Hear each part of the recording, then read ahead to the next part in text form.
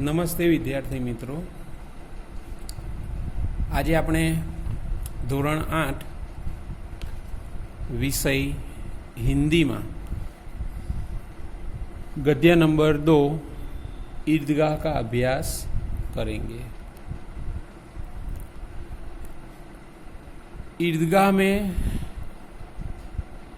Hamid page number 9। Hamid भीतर जाकर दादी से कहता है, तुम डरना नहीं अम्मा, मैं सबसे पहले आऊँगा। यहाँ तक हमने अभ्यास किया था। तो विद्यार्थी मित्रों, आपणे गया विडियो में अहींया सुधी अभ्यास कर्यो हतो, तो आपणे थोड़ुंक एनुं रिविजन जोईए के आगळनी कहानी शुं हती। तो हामिद छे ए हामिद एकलो मेळामां जवानो होय छे।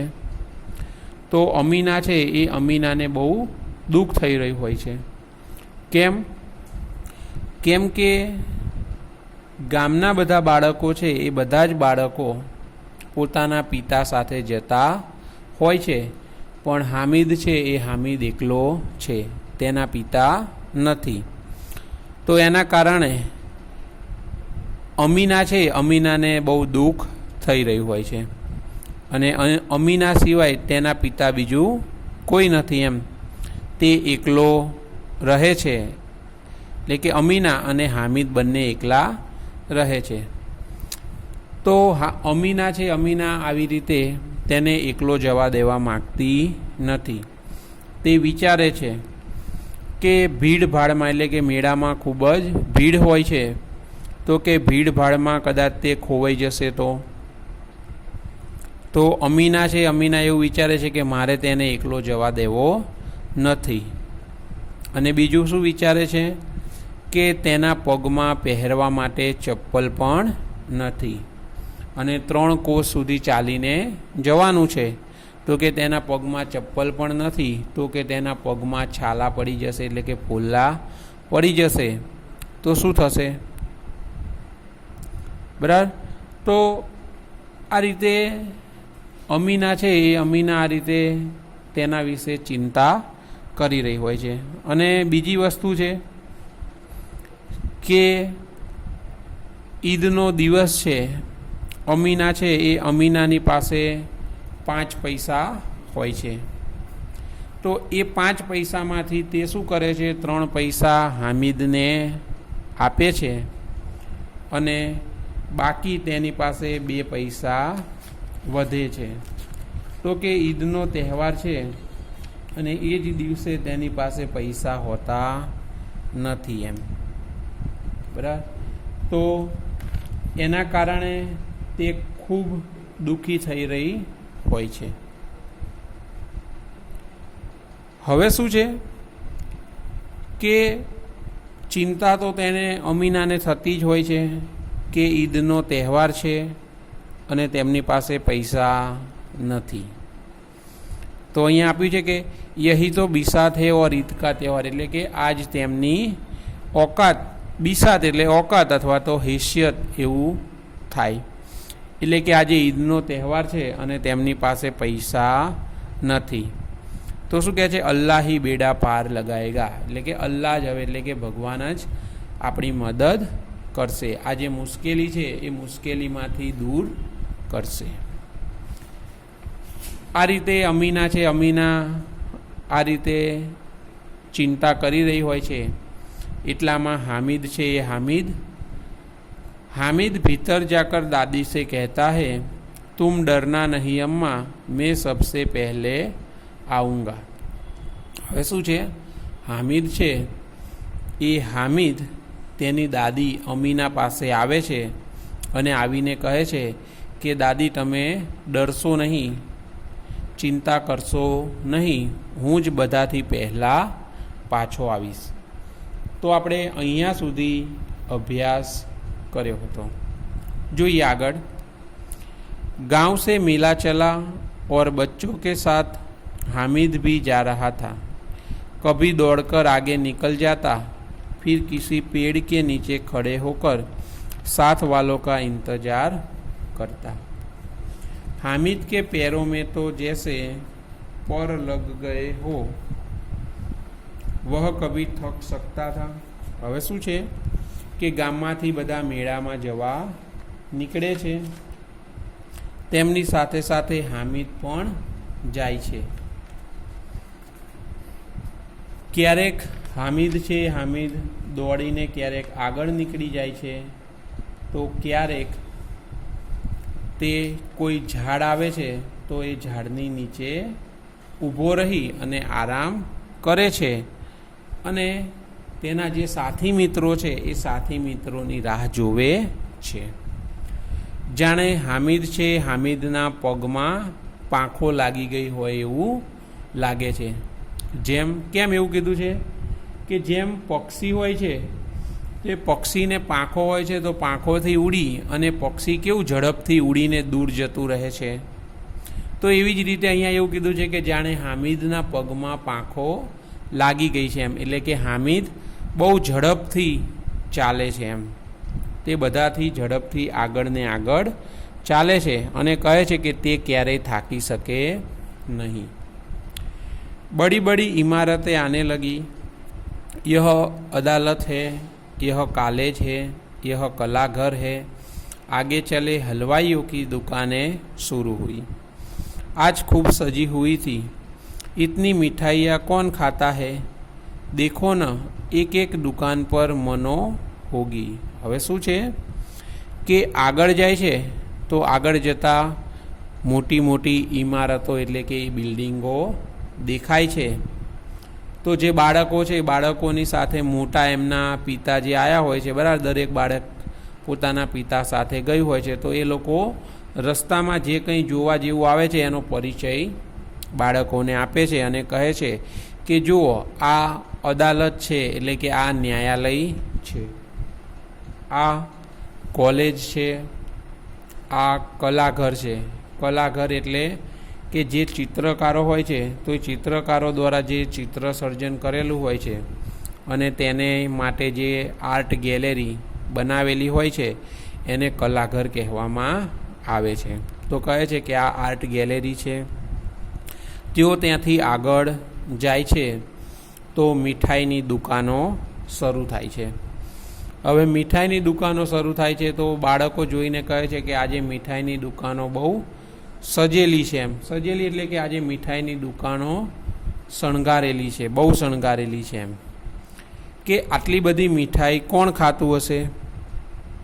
એક એક દુકાનમાં મણ મીઠાઈ છે એમ, એટલે એક મણ, બરાબર વિદ્યાર્થી મિત્રો, મણ મીઠાઈ છે, એટલે કે આપણને અહીંયા એવો પ્રશ્ન થાય કે એક મણ એટલે કેટલી? તો કોઈને ખબર છે એક મણ એટલે કેટલી થાય? તો એક મણ એટલે કેટલું થાય એમ વજન? તો એક મણ બરાબર 20 કિલો। શું થશે? એક મણ બરાબર 20 કિલો। એટલે કહે છે બાળકો કે આજે મીઠાઈની જે દુકાનો છે એ દુકાનમાં મણ મીઠાઈઓ ગોઠવવામાં આવી છે। सहसा ईदगाह नजर आई। इमली के घने वृक्षों की छाया है, नीचे पक्का फर्श है, उस पर झाजिम बिछी हुई है। रोजेदारों की पंक्तियाँ एक के पीछे एक न जाने कहाँ तक चली गई है। यहाँ कोई धन और पद नहीं देखता। इन ग्रामीणों ने भी वजू किया और पिछली पंक्ति में खड़े हो गए। कितना सुंदर संचालन है, कितनी सुंदर व्यवस्था। हजारों सिर एक साथ सिजदे में झुक जाते हैं, फिर एक साथ खड़े हो जाते हैं, मानो भातृत्व का एक सूत्र समस्त आत्माओं को एक कड़ी में पीरोए हुए है। હવે શું છે કે બાળકો આ રીતે મીઠાઈની દુકાનો જોતા જોતા આગળ જાય છે તો તેમને અચાનક ઈદગાહ દેખાય છે। હવે જે ઈદગાહ છે એ ઈદગાહ દેખાય છે, ત્યાં આગળ ઈમલી એટલે કે જે આંબલી છે એ આંબલીના ઘટાદાર વૃક્ષોનો છાંયો જોવા મળે છે એમ. એટલે કે ઘટાદાર વૃક્ષો છે આંબલીના. અને નીચેનું જે ફર્શ શું છે? પક્કા ફર્શ, એટલે કે નીચે જે તળિયું છે એ તળિયું પાકું છે અને તેના ઉપર જાજીમ બિછાઈ, એટલે કે તેના ઉપર આસન ગોઠવવામાં આવ્યા છે. અને રોજેદાર છે, એટલે કે જેટલા લોકોએ રોજા રાખ્યા છે તે લોકોની લાઈન છે એ લાઈન એકની પાછળ એક ન જાણે ક્યાંય સુધી ગોઠવાયેલી છે. અહીંયા કોઈ ધન અને પદ જોવામાં આવતું નથી. એટલે કે અહીંયા કોઈ અમીર છે, કોઈ ગરીબ છે, કોઈ પદ એટલે કે કોઈ મંત્રી છે કે કોઈ સામાન્ય વ્યક્તિ છે. એટલે કે અહીંયા ઊંચા નીચા પદની કે કોઈ અમીર છે કે ગરીબ છે એવું કંઈ જ પણ જોવામાં આવતું નથી. અહીંયા બધા જ લોકો એક સમાન છે. તો જે ગ્રામીણ લોકો છે, એટલે કે જે હામિદ અને જે બધા ગામમાંથી જે લોકો ઈદગાહ ગયા છે, તો એ ગ્રામીણ લોકો છે એ ગ્રામીણ લોકો વજુ કરે છે અને વજુ કરી અને તે પણ જે લોકો પાછળ હોય છે, જે લાઈન ગોઠવાયેલી હોય છે એ લાઈનમાં પાછળ તે પણ ગોઠવાઈ જાય છે. તો એ જોઈ અને બધા વિચારે છે કે કેટલું સુંદર સંચાલન છે અને કેટલું સુંદર વ્યવસ્થા છે એમ. એટલે કે તે લોકો છે એ લોકો પણ એવું વિચારે છે કે અહીંયા ઈદગાહ છે તો એ ઈદગાહની અંદર કેટલી સુંદર વ્યવસ્થા છે અને કેટલું સુંદર સંચાલન છે એમ. કે કોઈ અહીંયા કોઈ વ્યક્તિ, આયોજક કે સંચાલક કે સ્વયંસેવક કોઈ જ ઊભું નથી. દરેક વ્યક્તિ પોતાની જાતે જે લાઈન છે લાઈનમાં સારી રીતે ગોઠવાઈ જાય છે અને તે બધા જ લોકો નમાજ પઢતા હોય છે તો એ લોકો પણ તેમની સાથે નમાજ પઢે છે. એટલા માટે એવું કીધું છે કે કોઈ પણ સ્વયંસેવક નહીં અને કોઈ આયોજક નથી, એ છતાં પણ કેટલી સુંદર વ્યવસ્થા છે અને કેટલું સુંદર સંચાલન છે. હજારો સિર એક સાથ સિજદે મેં ઝૂક જાતે, એટલે કે હજારો માણસો નમાજ પઢી રહ્યા હોય છે તો એ હજારો માણસો એક સાથે સિજદે મેં, સિજદે એટલે એક વિશેષ પ્રકાર કી મુદ્રા, सिर से जमीन को छूना. सिजदेનો અર્થ શું થશે? એક વિશેષ પ્રકારની મુદ્રા, સિર સે જમીન કો છૂના, એટલે કે ઢીંચણથી પગ ઢીંચણથી વાળેલા હોય અને ઢીંચણ ઉપર બેસેલા હોય છે, બરાબર. અને માથું જ્યારે આપણું નીચે જમીને અડે છે એને સિજદે કહેવામાં આવે છે. એટલે કે હજારો માણસોના માથા એકસાથે જમીનને અડે છે અને એક સાથે જ બધાના માથા ઉપર આવે છે. જાણે માનો કે ભાતૃત્વનો ભાવ આજે આ સમસ્ત આત્માઓમાં દેખાઈ રહ્યો હોય એવું લાગે છે. એટલે કે આજે આ બધા જ લોકોમાં ભાઈચારાની ભાવના જોવા મળી રહી છે એમ. नमाज खत्म हो गई, लोग आपस में गले मिल रहे हैं. अब मिठाइयाँ और खिलौने की दुकानों पर धावा होता है. ग्रामीणों का यह दल इस विषय में बालकों से कम उत्साही नहीं है.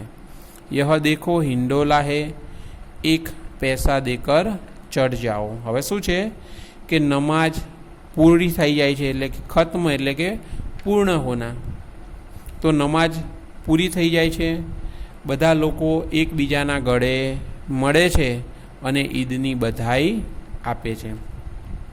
હવે બધા લોકો શું કરે છે? મીઠાઈ અને રમકડાની જે દુકાનો છે એ દુકાનો ઉપર ધાવા બોલ દિયા, એટલે કે મીઠાઈ અને રમકડાની જે દુકાનો છે એ દુકાનો ઉપર તૂટી પડે છે એમ, બરાબર. એટલે કે એ લોકો મીઠાઈ અને રમકડા ખરીદવા માટે દોડી જાય છે. અને જે ગ્રામીણ લોકોનું જે દલ એટલે કે જૂથ, જે ગ્રામીણ લોકોનું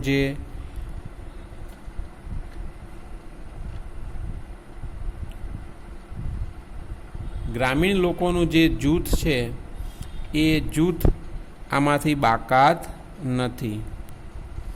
તે પણ મીઠાઈ ખરીદવામાં અને રમકડાં ખરીદવામાં બધાથી આગળ છે, ખૂબ ઉત્સાહી છે.